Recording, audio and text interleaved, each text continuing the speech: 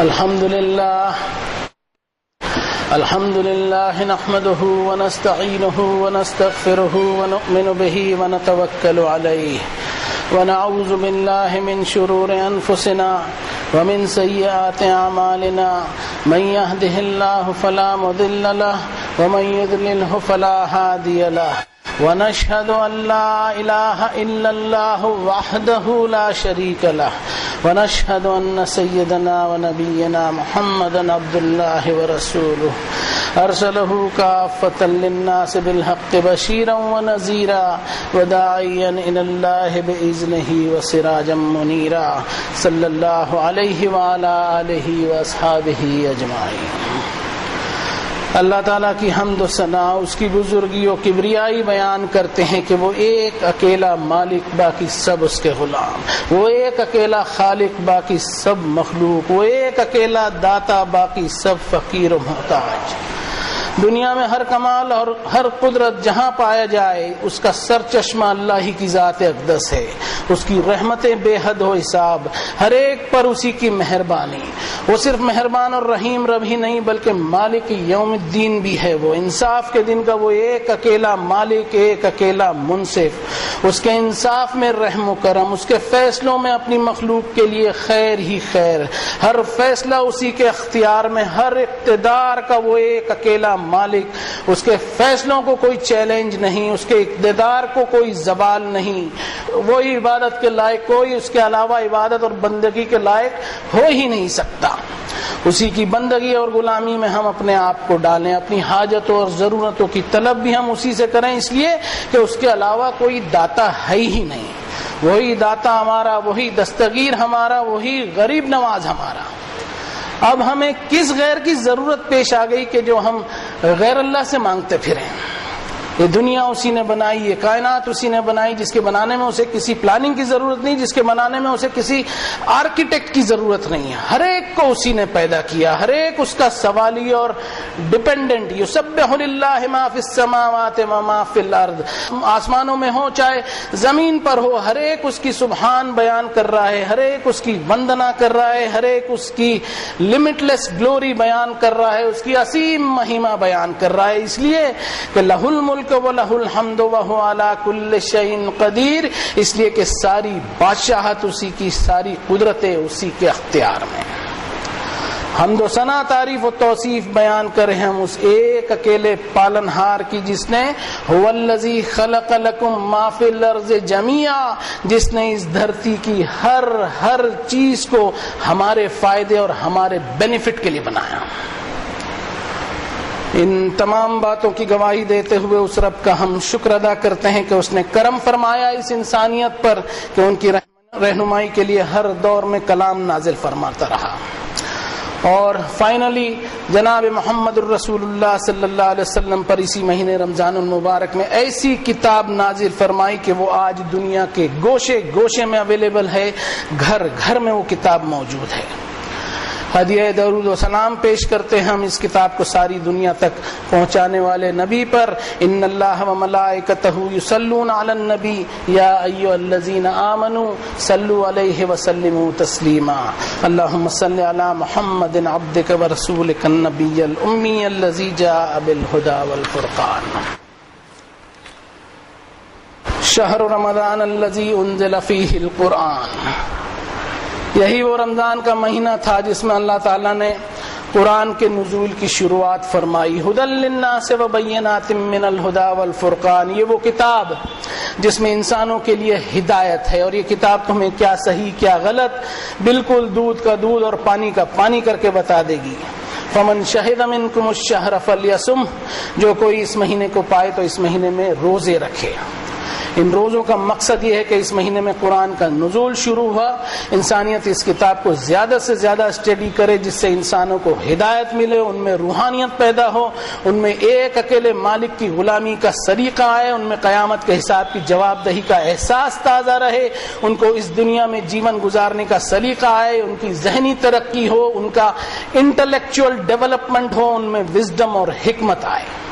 قرآن مجید میں فرمایا کہ وَمَن يُؤْتَ الْحِكْمَةَ فَقَدْ أُوتِيَ خَيْرًا كَثِيرًا، جس کسی کو اللہ نے وزڈم سے نوازا، حکمت سے نوازا، یعنی اسے بھرپور خیر سے نوازا۔ اور اس حکمت کو حاصل کرنے کی خاطر رمضان کے مہینے میں اللہ کی کتاب کا زیادہ سے زیادہ مطالعہ ہو۔ اور اس مہینے میں اللہ نے روزوں کو بھی فرض کیا ہے، فرمایا یا ایھا الذین آمنوا کتب علیکم الصیام کما کتب علی الذین من قبلکم لعلکم تتقون، اے لوگوں جو ایمان لائے، فرض کیے گئے تم پر روزے ویسے ہی جیسے فرض کیے گئے تھے تم سے پہلے لوگوں پر، تاکہ تم میں تقوی کی بیٹری کو چارج کرنے کا سلیقہ آئے، پل پل تم اپنے آنے والے مستقبل کی فکر کر سکو، ہر لمحے تمہیں اپنے آپ کو گناہوں سے تم اپنے آپ کو بچا سکو، اس طرح تم میں تقوی کا سلیقہ آئے۔ اللہ کا شکر ہے کہ اللہ نے ہمیں زندگی دی اور ہم رمضان المبارک کے مہینے سے فیض یاب ہو رہے ہیں۔ یوں تو رمضان پہلے بھی آتے تھے، لیکن نزول قرآن کے بعد اس مہینے کی اپنی ایک الگ ہی شان ہے۔ اس مہینے میں ہمارا کام یہ ہو کہ ہم اپنے آنے والے مستقبل کے لیے آج فکر مند ہو جائیں، ٹھیک اسی طرح جیسے کہ ہم روزے میں تمام حلال چیزوں کے باوجود اپنے آپ کو صبح سے شام تک روکے ہوئے ہوتے ہیں اور روزہ پورا کرتے ہیں، اور وہ بھی صرف اپنے رب کے حکم پر، اس کے آرڈر پر۔ کاش کہ ہم اپنی روزانہ کی زندگی کو بھی اسی طرح گناہوں سے بچاتے ہوئے اپنے آپ کو جہنم کی آگ سے بچانے کی کوشش کرے، اپنے رب کو راضی کرنے کی خاطر، اپنی مغفرت کی خاطر، اس لیے کہ مغفرت کے بغیر جنت نہیں ہے۔ یہ جو فرض کیے گئے ہیں روزے، ان کو ہر کوئی خوشی خوشی ادا کرتا ہے، لیکن قرآن مجید اور بھی فرض ادا کرنے کو کہتا ہے۔ ہم میں سے ہر شخص غور کرے کہ کیا اس فرض کو ادا کرنے کی کوئی تیاری اس نے کر رکھی۔ یہ وہ فرض ہے جیسا نماز روزوں کو فرض کیا گیا ہے، بالکل ویسا ہی فرض ہے، لیکن کتاب اللہ سے دوری ہونے کے سبب اس فرض پر ہمارا دھیان نہیں جاتا، اور نہ ہی اس فرض کے تعلق سے کبھی کچھ کہا جاتا ہے۔ اب ہمیں اس کتاب ہدایت سے اپنے رشتے کو مضبوط کرنا ہوگا اور اس فرض کو ادا کرنے کی فکر کرنی ہوگی جس کے تعلق سے ہم میں غفلت ہے۔ فرمایا کتب علیکم اذا حضر احدکم الموت ان ترک خیرا الوصیۃ للوالدین والاقربین بالمعروف حقا علی المتقین، تم پر یہ بات بھی فرض کر دی گئی کہ اگر تم میں سے کسی کو یہ اندیشہ ہو کہ موت کے حالات اس کے قریب آ رہے ہیں اور نیکیوں اور خیر کے کام وہ چھوڑے جا رہا ہو، تو وہ وصیت کر دے اپنے والدین کو، اپنے رشتہ داروں کو معروف طریقے سے، بھلے ڈھنگ سے، اور ایسا کرنا متقین پر حق بنتا ہے۔ یعنی انسان کو اپنی موت کا احساس ہونا چاہیے کہ موت کے حالات اس پر کبھی بھی آ سکتے ہیں، کوئی ضروری نہیں کہ اس کے والدین کی موت کے بعد ہی اس کی موت آئے گی، اس لیے فرمایا کہ وصیت کر جائے اپنے والدین کو یا اقربین کو۔ تلاوت کی گئی آیت میں لفظ خیر آیا ہوا ہے، یعنی یہ وہ کوئی خیر کا کام اگر خاموشی سے کر رہا ہو جس کا اس کے رب کے علاوہ کسی کو علم نہیں، اور وہ اسے اپنی موت کے بعد بھی اپنے ترکے سے جاری رکھنا چاہے تو اس کی وصیت کر جائے۔ اس کا مطلب یہ ہے کہ اس خیر کے کام کے لیے ایسا کوئی ذریعہ بنا دے کہ وہ کام اس کے بعد بھی جاری رہیں، تو اس کے لیے وہ ثواب جاریہ بن سکتے ہیں۔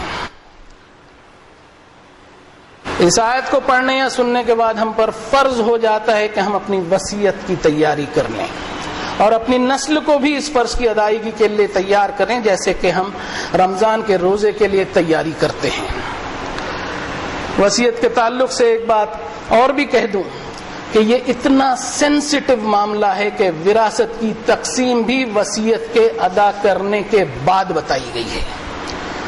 ہم سب یہاں جتنے بھی لوگ بیٹھے ہیں الحمدللہ زیادہ تر بزنس کمیونٹی کے لوگ ہیں۔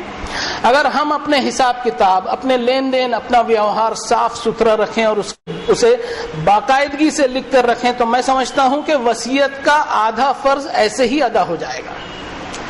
ضرورت ہے کہ حساب کے معاملوں میں ہم میں اویئرنیس آ جائے، لوگوں سے ہم کو کیا لینا ہے اور لوگوں کا ہم پر کتنا قرض ہے جو ہمیں ادا کرنا ہے۔ اگر ہم اس کا حساب برابر رکھیں گے تو ہماری موت کے بعد لوگوں کا قرض انشاءاللہ ادا ہو سکے گا، ورنہ قیامت کے دن کہیں لینے کے دینے نہ پڑ جائے۔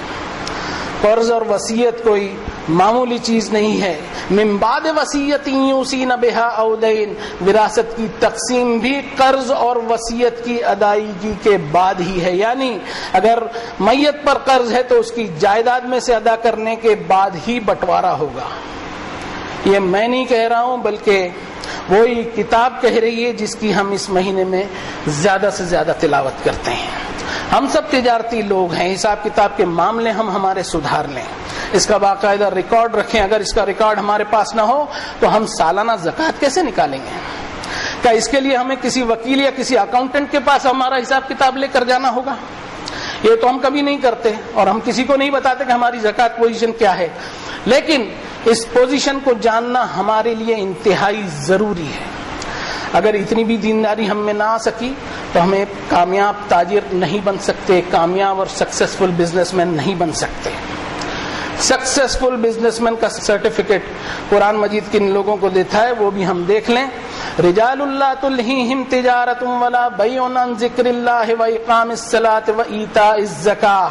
کامیاب تاجر وہ لوگ ہوتے ہیں جنہیں اپنے ٹریڈ، اپنے بزنس کی ہر ڈیلنگ میں اللہ کی موجودگی کا احساس ہوا کرتا ہے۔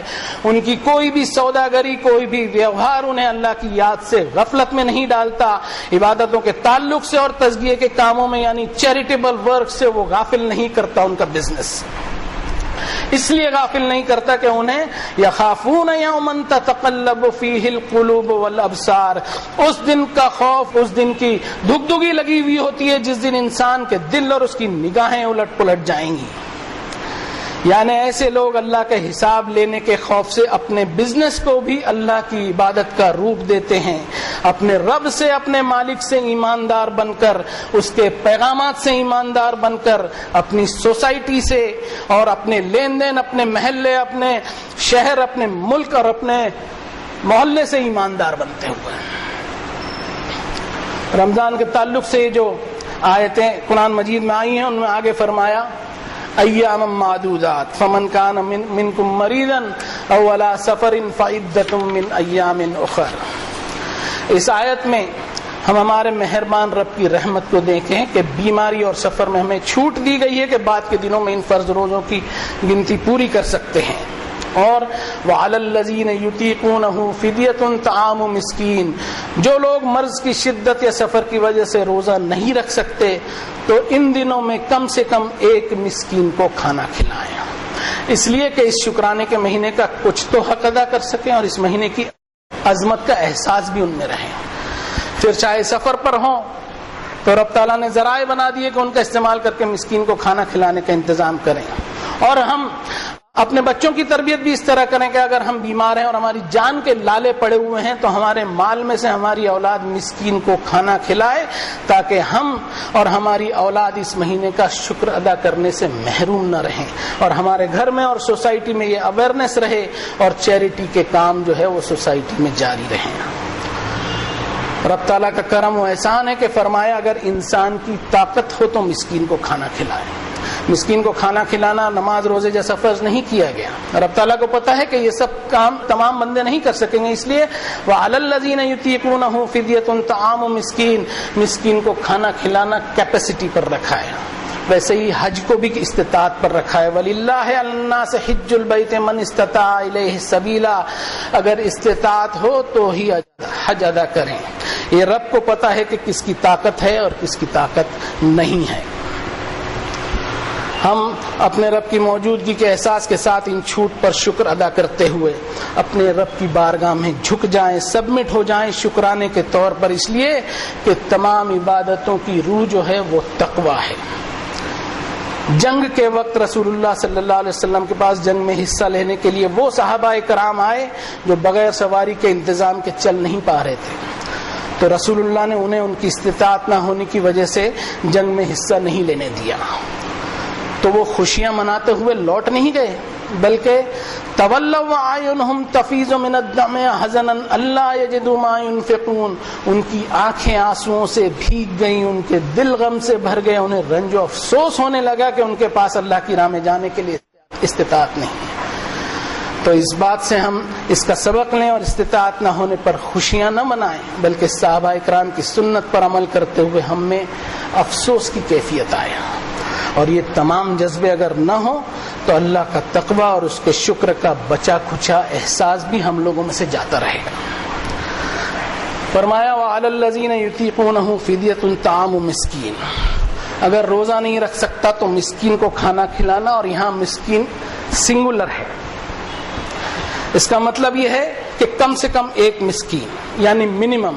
میکسیمم تو اپنی کیپیسٹی کے مطابق جتنے کو کھلا سکے کھلا لے، اس لیے کہ فمن تطوع خیرا فہو خیر اللہ، مسئلے کے چکر میں نہ پڑے کہ کتنوں کو کھلانا ہوگا، اس لیے کہ اللہ نے فرما دیا کہ جو کوئی بڑھ چڑھ کر نیکی کرے تو یہ اس کے اپنے لیے ہی بھلا ثابت ہوگا.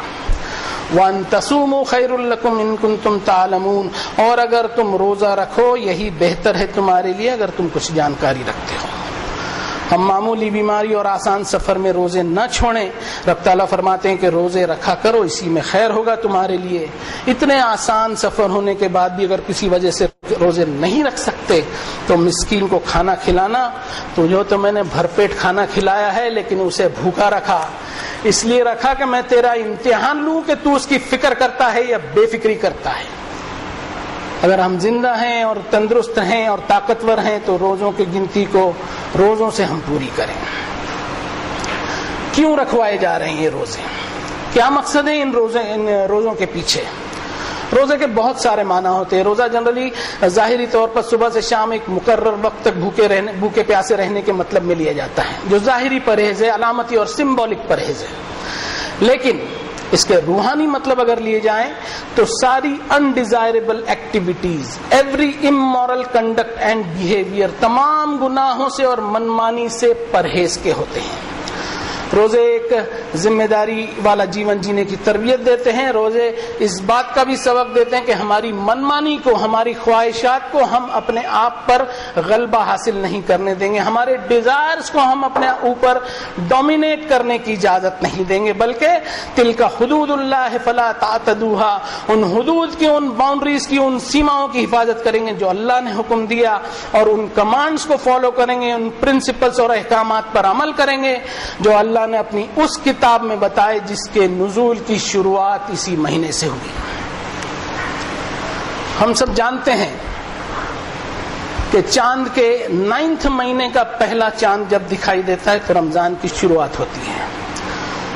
سنتوں پر عمل کے بہت دعوے ہم کیا کرتے ہیں، لیکن ہم میں سے بہت سارے لوگوں کو یہی نہیں معلوم کہ اس مہینے کا چاند دیکھنے پر رسول اللہ صلی اللہ علیہ وسلم کی کیا سنت ہے.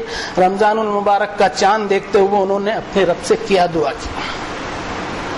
رسول اللہ نے دعا کی کہ یا اللہ اس مہینے کو ہمارے لیے پیس اینڈ سبمیشن والا، فرما برداری اور امن اور شانتی والا بنا دیجیے. رسول اللہ صلی اللہ علیہ وسلم کی یہ دعا جو حدیث شریف میں آئی ہے، یہ مومنوں کا اللہ سے ایک وعدہ ہے کہ صرف یہ مہینہ ہی نہیں بلکہ ان کی ساری زندگی امن و شانتی والی اور فرما برداری والی ہوگی. ان کی زندگی میں کوئی مار دھاڑ یا قتل غارت گیری نہیں ہوگی. ان کی زندگی میں انسانی جان کا احترام اور ادب ہوگا. لیکن افسوس کی بات ہے کہ ہم نے بطور امت اس بات کی قسم کھا لی ہے کہ جہاں ہم رہیں گے وہاں امن نہیں رہے گا. اسلام کے نام پر اپنا اقتدار حاصل کرنے کی خاطر ہم انسانوں کا قتل عام کرتے رہیں گے، اور ہماری یہ حرکت اس دنیا میں ایسی دکھائی دے رہی ہے جیسے ہم نے ایک اجتماعی خودکشی، ایک کلیکٹیو سوسائڈ اور ایک ساماجک آتم ہتیا کی ٹھان لی. ساری دنیا ہمارا ایک تماشا دیکھ رہی ہے کہ یہ وہ قوم ہے جو ایک دوسرے کو سلام تو کرتی ہے، ایک دوسرے سے امن و امان کا وعدہ تو کرتی ہے، لیکن یہی وہ قوم ہے جس کے اندر اسلام کے نام پر سب سے زیادہ بدامنی اور خون خرابہ ہے. اور ساری دنیا اپنے دانتوں تلے انگلی دبائے سوچ رہی ہے کہ سلام میں اتنی منافقت کہاں سے آ گئی، جبکہ اللہ تعالیٰ کی کتاب کہتی ہے وَلَا تَقُولُوا لِمَنْ أَلْقَىٰ إِلَيْكُمُ السَّلَامَ لَسْتَ مُؤْمِنًا، جس کسی نے تم پر سلام پیش کیا تو اس کے بارے میں یہ کبھی نہ سوچنا کہ وہ مومن نہیں ہے. اور ایک واقعہ آپ کو بتا دوں جنگ کے حالات والے وقت کے تعلق سے. رسول اللہ صلی اللہ علیہ وسلم کا ایک واقعہ ملتا ہے کہ حضرت اسامہ بن زید رضی اللہ تعالی عنہ بیان کرتے ہیں کہ اللہ کے رسول نے ایک جگہ لشکر بھیجا. جب اس واقعے کی رپورٹنگ رسول اللہ کو کی گئی تو بتایا گیا کہ ایک آدمی کو پایا، اور جب اس پر چڑھ بیٹھے تو اس نے لا الہ الا اللہ کہہ دیا، لیکن پھر بھی ہم نے اسے مارا یہاں تک کہ اس کو قتل ہی کر ڈالا. یہ رپورٹنگ سن کر نبی صلی اللہ علیہ وسلم رنج اور افسوس میں ڈوب گئے اور ارشاد فرمایا کہ قیامت کے دن لا الہ الا اللہ کے مقابلے تمہارا کون ہوگا. تو جواب میں کہا گیا کہ یا رسول اللہ اس نے کلمہ طیبہ ہتھیار کے ڈر سے کہا تھا. تو آپ نے فرمایا تم نے اس کا دل چیر کے کیوں نہیں دیکھ لیا کہ وہ لا الہ الا اللہ ہتھیار کے ڈر سے کہا تھا یا کسی اور وجہ سے کہا تھا. افسوس کے مارے وہ کہنے لگے کہ لا الہ الا اللہ کے مقابلے قیامت کے دن کون ہوگا تمہارے سامنے. اس مضمون کی قرآن مجید میں آیتیں بھی ہیں لیکن کوئی اس پر بولتا نہیں ہے. یہ کیا بات ہے کہ اللہ نے ہمارے لیے آسانی فرمائی اور ہم ساری دنیا کے لیے مشکل بنتے چلے جا رہے ہیں. یرید اللہ بکم اليسر ولا یرید بکم العسر.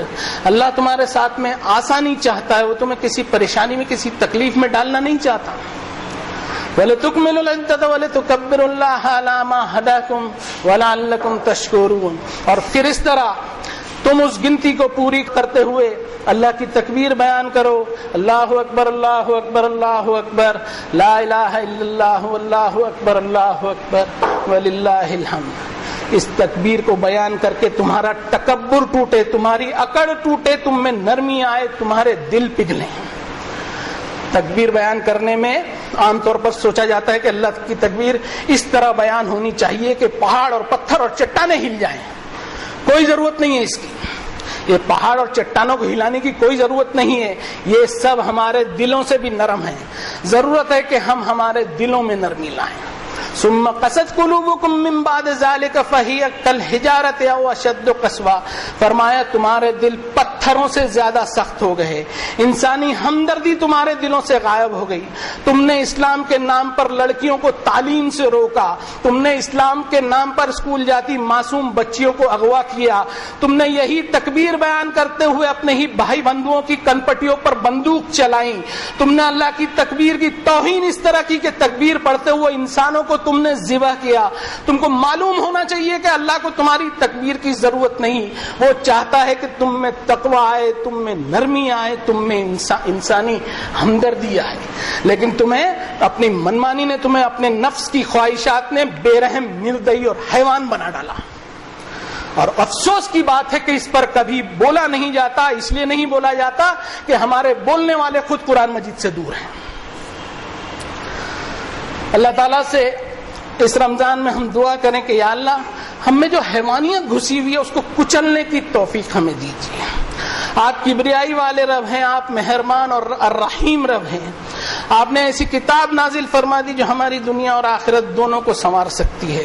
اس کو پا کر ہم میں آپ کا شکر ادا کرنے اور آپ کی گریٹفلنس کا جذبہ پیدا ہو.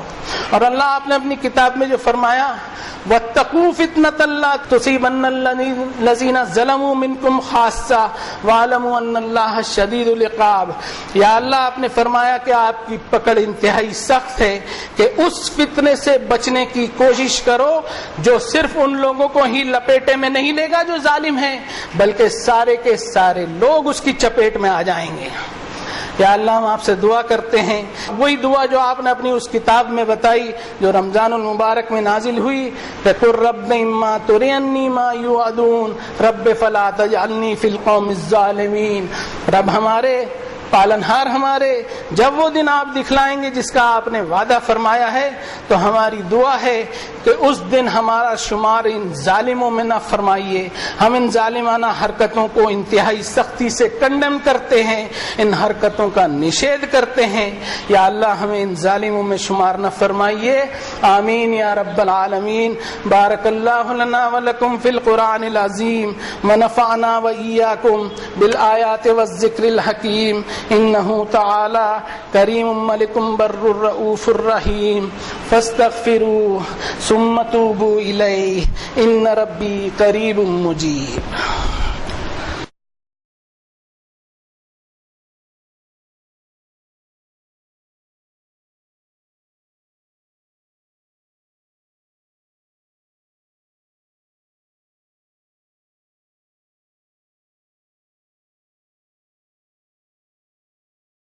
الحمد للہ وحدہ والصلاة والسلام علی من لا نبی بعدہ.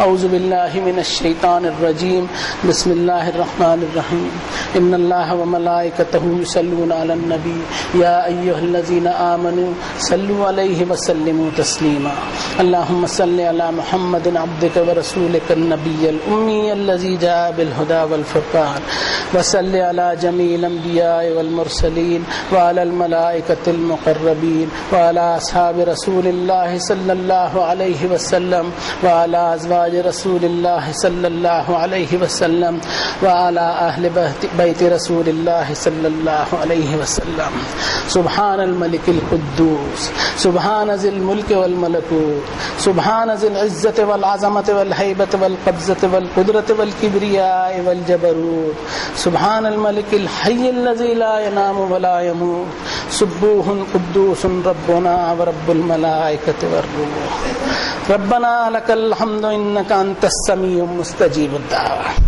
اللهم اجرنا من النار يا مجير يا مجير يا مجير ربنا انت ولينا فاغفر لنا وارحمنا وانت خير الغافرين ربنا انك من تدخل النار فقد اخزيته وما للظالمين من انصار ربنا فاغفر لنا ذنوبنا وكفر عنا سيئاتنا وتوفنا مع الابرار اللهم ايد الاسلام والمسلمين اللهم انصر من نصر دين محمد صلى الله عليه وسلم واجعلنا منهم اللهم ارنا الحق حقا وارزقنا اتباعه وارنا الباطل باطلا وارزقنا اجتنابه اللهم ارنا الاشياء كما هي اللهم هين علينا سكرات الموت اللهم اخرجنا من الظلمات الى النور ربنا تقبل منا انك انت السميع العليم وتب علينا انك انت التواب الرحيم برحمتك يا ارحم الراحمين عباد الله اتقوا الله رحمني ورحمكم الله